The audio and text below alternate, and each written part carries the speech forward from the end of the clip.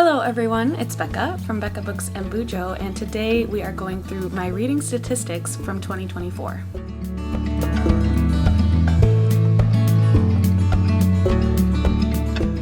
I love numbers and spreadsheets, and so it is only fitting to match my two loves of reading and numbers and share my reading statistics with you today.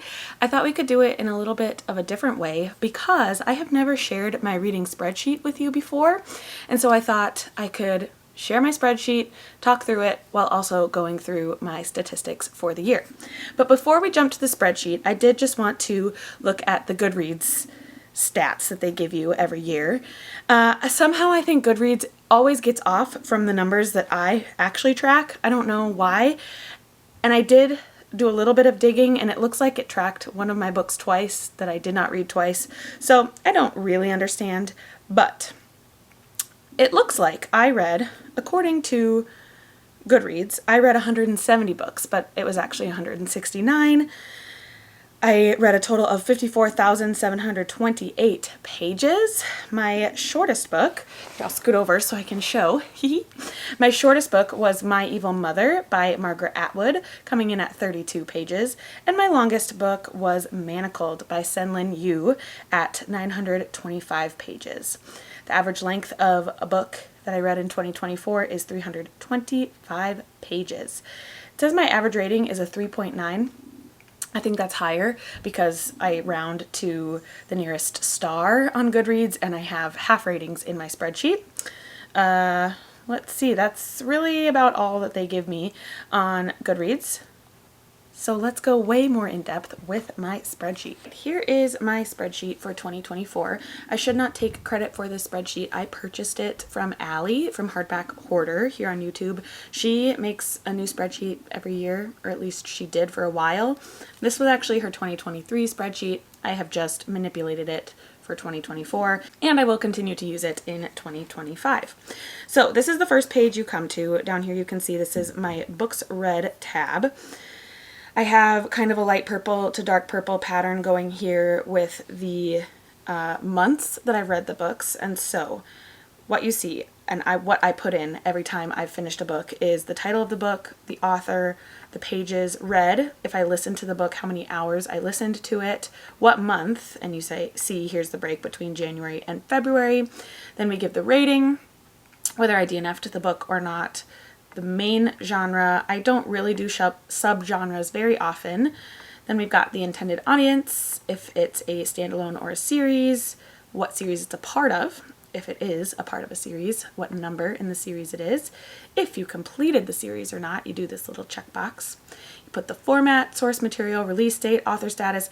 You can choose what categories you want to track in this specific spreadsheet, but I just kind of like to track it all because I love seeing the stats at the end of the year. Continuing on, if it's diverse, if it's LGBTQ plus rep. For the diverse one, it's mostly for me is the author diverse. What kind of diversity rep it may have, how I acquired the book, the color of the cover, the dates I read it. Did I update Goodreads? I usually do that no matter what, but it's fun to do a little check mark in the spreadsheet. Then if it was a part of a readathon, if it was a reread, any trigger warnings, where I heard about it from, and then if I read it for a certain prompt or a video or any other reasoning. And then there's a notes section, which I rarely fill out because I have a reading journal for those kind of notes. Anyway, that is just kind of the overview of the spreadsheet and what I put in. Down here you can see it looks like I read 180 books, but this spreadsheet does include DNFs. And so you can see right here with Behind the Beautiful Forevers, I did DNF it. That's why there's a check mark here in this box. And so it's counted in my total, but we have to remove the DNFs. So let's go to the fun part, the stats. I might zoom in so you can see things a little bit better here. It says total I read 180 books for a total of 54,197 pages. I think that matched up pretty close to what Goodreads said, if I can remember. Looks like I listened to 926 hours of audiobooks. Sometimes I like to figure out how many days that is. It's kind of fun. 38 days of audiobook listening. Granted, I listen at 2 times the speed usually, so it does not actually take 38 days out of my life of reading, but still kind of fun. I had 2 rereads. I acquired 117 books, and I don't keep track of my library checkouts on this spreadsheet. Going down this side dashboard here, my main goal was to read 125 books in the year, and I did complete that easily. Like we saw, it was 169, I think. And then these were some other options to do: finish 10 series, read 12 adaptations, 12 borrowed books, 12 self-destruct books, and 12 Kindle books. Here is my monthly breakdown. My best reading month looks like it was March, when I did middle grade March and I tried to read a book a day for middle grade March. I read 31 books. Next up we've got January with 19, and then it looks like May and June with 16. My worst months, as far as numbers wise, was September and October, when I only read 7 books, and that was coming after a slump in August when I had my Deck of TBR-a-thon. I just slumped hard afterward. Some series stats. I don't know if these are actually correct or not. We've got 2 companion novels. I think that was mostly the Abby Jimenez books. I read 60 books that were a part of a series and 108 that were standalone. Looks like I started 30 series and finished 10 series. Oh, so I did do this. Ta-da! All right, let's go over to more of like the tables and stats and stuff. This one's fun. Books owned versus books read. It looks like I own 681 books total. I'm not quite sure how close this is. I did update it at the beginning of the year, but it might be off a little bit. I own 418 books that I've read, and then I own 263 books that I have not read. So that makes my percentage 61.38%. Here's a graph of the books read per month like we talked about. March is the highest at 31, and my lowest is September and October with 7. This one's kind of fun, looking at the source of how I read the book. Obviously, I listened to audiobooks mostly. 69 of my 169 books were audiobook. 15 were strictly ebook, 56 were physical, and then there were 29 that were a mixture between physical and audiobook. Either I tandem read them with an earbud in my ear as I read, or I physically read sometimes and audibly listened sometimes. Here is the pie chart for that. Looking at audience, this one isn't always the biggest one I look to, but I did read 110 adult, 35 middle grade, and 22 YA, and just 3 new adult. So here is the pie chart for that. I definitely read more adult than anything, and with middle grade March, I definitely read a lot of middle grade, so that makes sense that it is the second largest slice of the pie. Here is a fun little stat that I track where I read my books from. Usually it is, well, I try to have my own to be the highest. That also includes book boxes here, but then I would like to read as many borrowed books and library books as I can. So let's just scroll over. We can see that the biggest slice of the pie is the owned books, which is wonderful, 81. So almost half of the books that I read this year were on my shelves. That feels great.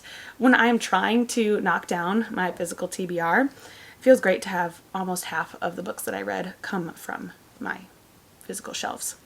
The next highest slice is from the library, 51 or 30%. And then next it looks like book box, which actually are owned books.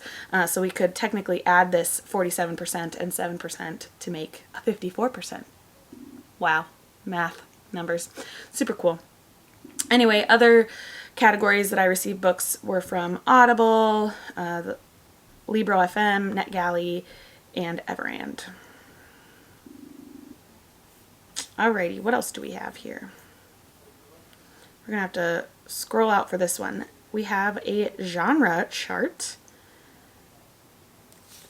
You can add different genres to this chart, but I kind of go with the main ones, or like the most common.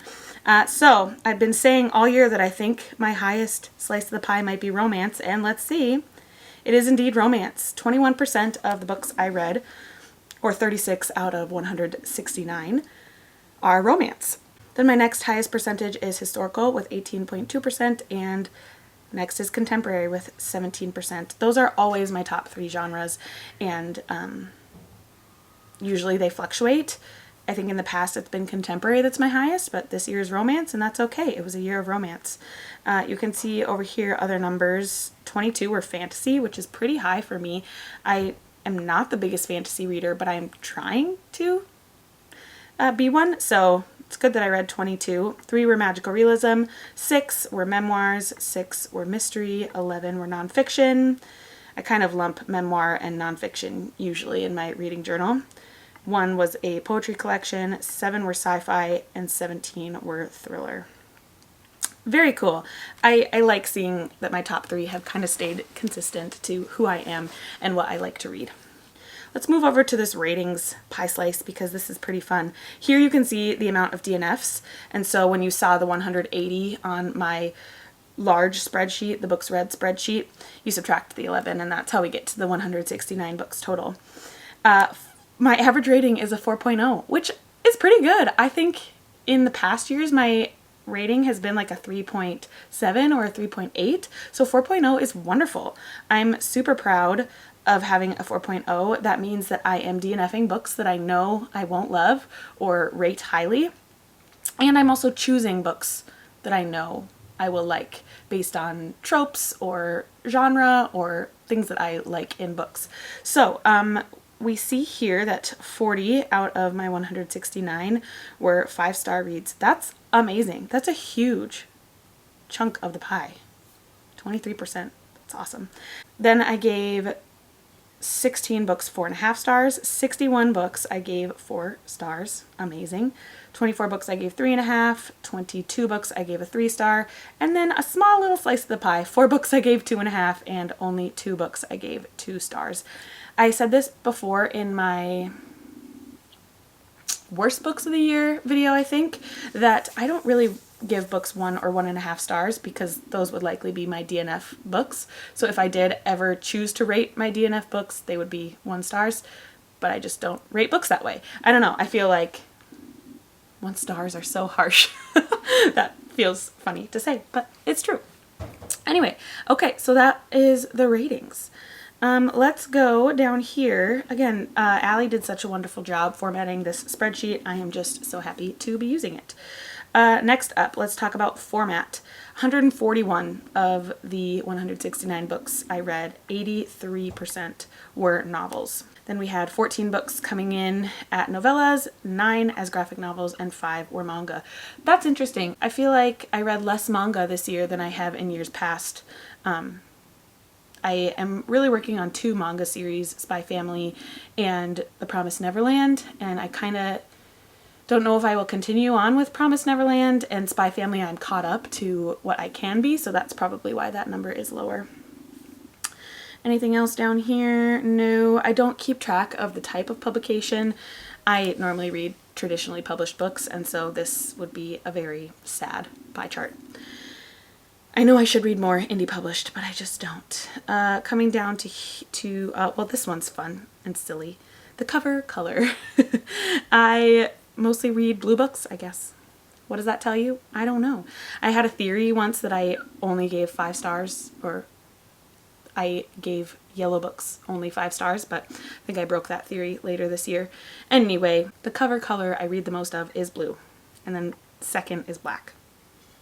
That doesn't mean anything, but it's fun. All right, now we'll go down here to the series stats.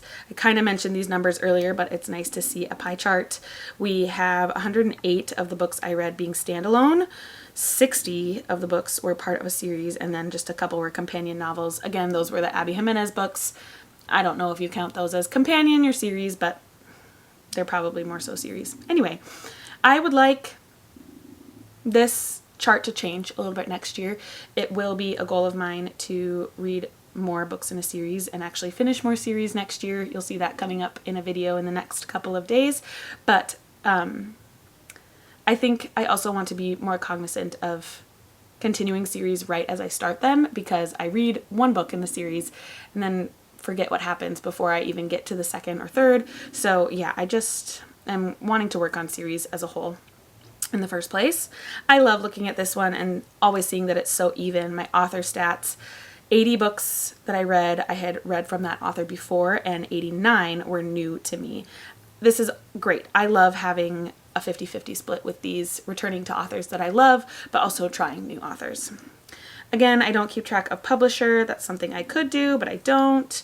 This pie chart is kind of crazy, but we have the publication year. It is usually that I read most from the most recent years, and looks like I actually read 29 books from 2024, 28 books from 2023, and 22 books from 2022. So yeah, sticking to that. What was the oldest book I read this year? I think it had to have been in the 1800s. 1861. Can't remember what it was. It was a classic of some sort, but I can't remember. So that's always just kind of funny to look at, but I think it's good that I'm reading newer releases. That is what I want to be doing, just to keep up with the times and the books that are being published. All right, is that it? The only other thing over here is authors read, and it's kind of fun to see if there's an author that stands out. We have Kaiju Shirai. I read 3 books from. That is the author of The Promised Neverland. Claire Keegan I read 3 books from. I did an author taste test where I tried books by Claire Keegan. So I read 3 of her novellas. Let's see, Allie Hazelwood, I read 3 books. She is one of my favorite romance authors. I did not like her most recent Not in Love as much, but still enjoy her. Catherine Arden, I read 4 books. That's because I read her entire Small Spaces series for middle graders. Let's see, Rita Williams Garcia is similar, that I read her whole series called, I can think of the second 2 books, PSB 11 and Gone Crazy in Alabama. Can't think of the first one.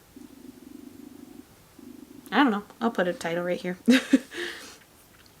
Looks like I read 3 Abby Jimenez. That's true. I caught up to reading all of her books, so I've now read her to 0. Any others? Any others? Mostly just 1s and 2s. Oh, here's a 3. Gabrielle Zevin. I read 3 books. That's true. I also wanted to see if she would become a favorite author of mine. I loved Tomorrow and Tomorrow and Tomorrow 2 years ago. It was my favorite book of 2022, and wanted to see if other books by her were good for me, and they were, ultimately. Pretty good books for me. I think that's it for the stats. The only other things I can show you in my spreadsheet, I guess, if we want to dive in a little bit more, is there is a monthly stats page where you can look by month how much you read, and all of the stats that I showed earlier in the yearly charts. I have my own library spreadsheet, which I need to do some work on in the new year. Same with my physical TBR. I need to edit this a bit. There's been books that I've DNF'd that may be missed on this spreadsheet. So just doing a little bit of editing and fixing of this. I have a spreadsheet of books on my Kindle TBR, just so that I know what I have on there and what needs to be read, because those kind of go by the wayside sometimes. I have a spreadsheet of borrowed books. Again, I am a hoarder of books that people lend to me, and so I need to read these. It's going to be a goal of mine for 2025 to not have any borrowed books on my shelves. I keep a tab to track my self-destruct books. If you saw in November, I shared how I did with these books and if I read them or if I didn't, and what ones I needed to destruct or unhaul. I also have this 5-star predictions video that I have been working on for a number of months and need to read 1, 2, 3 more of them. Oh no, 4 more of them to complete this video and then do another 5-star predictions. Here is the books bought spreadsheet, and this is maybe going to out me a little bit as to how much I spend on books, but it is interesting to note. Let's look over here. Here's the total spent, $535.58, but I read 45% of the books I read, which I think is pretty good. Obviously, I'd want it to be higher, and in the future, I think I'd love it to be as close to 100% as possible, but I've kind of just more recently come to that realization, and so I was purchasing books like crazy toward the beginning of the year, and that slowly tapered off throughout the last few months of the year. So hopefully, hold me to it, next year this percentage will be higher. I bought 117 books, mostly in the physical form, but I also did get 9 ebooks. fun, fun, fun to look at. We are going to go over the series tracker in a separate video, so subscribe and stay tuned to that, because there will be some series that I decide to not finish. There will be ones that I'll just remove from the spreadsheet altogether, and then I will be trying to come up with a priority list of series that I would like to finish in 2025. But that will be for another video. And there you have it, folks. That is my spreadsheet and how I track my reading statistics. Let me know in the comments down below how many books you read in 2024, and if you keep track of it, what was your average rating? I am a geek for numbers, as you can tell, and so I would love to hear a little bit more about your reading statistics. Thank you so much for watching, and I will see you in another video very soon. Bye!